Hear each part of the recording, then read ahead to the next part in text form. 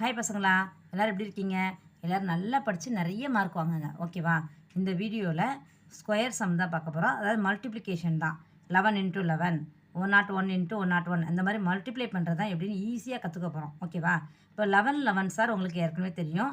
11^2 என்ன அர்த்தம்? 11 × 11 தானே. ஸோ 11 ஸ்கொயர்னால் உங்களுக்கு என்ன தெரியும்?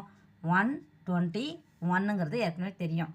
இப்போ 101 நீங்கள் மல்டிப்ளை பண்ணும்போது 101 × 101 பண்ணிங்கன்னா கொஞ்சம் லென்த்தியாக வரும்.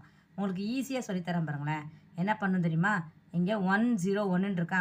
ஸோ என்ன பண்ணுங்கள், ஃபஸ்ட்டு 101 அப்புறம் 101ன்னு எழுதிக்கோங்க.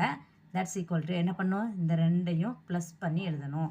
ஃபஸ்ட்டு 10 போட்டுக்கோங்க. ரெண்டையும் ப்ளஸ் பண்ணால் என்ன வரும்? 2 வருமா? அப்புறம் 2 நம்பரை அப்படியே எழுதிக்கோங்க.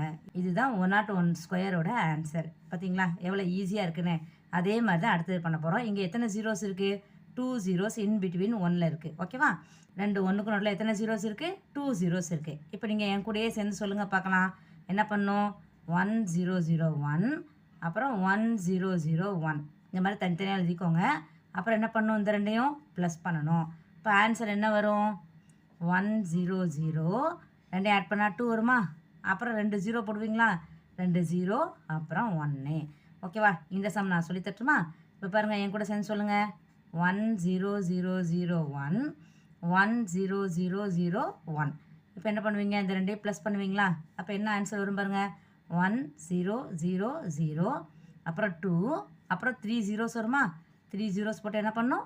1 போடணும். இதுதான் இந்த சம்மோட ஆன்சர். எவ்வளோ ஈஸியாக இருக்குது பார்த்தீங்களா? இந்த சம் நான் உங்களுக்கு ஹோம்ஒர்க்காக கொடுக்குறேன். நீங்கள் என்ன ஆன்சருங்கிறத கமெண்ட்ஸில் சொல்லுங்கள். இந்த வீடியோ உங்களுக்கு ரொம்ப பிடிச்சிருக்குன்னு நினைக்கிறேன். பிடிச்சிருந்தால் லைக் பண்ணுங்கள், ஷேர் பண்ணுங்கள், சப்ஸ்கிரைப் பண்ணுங்கள்.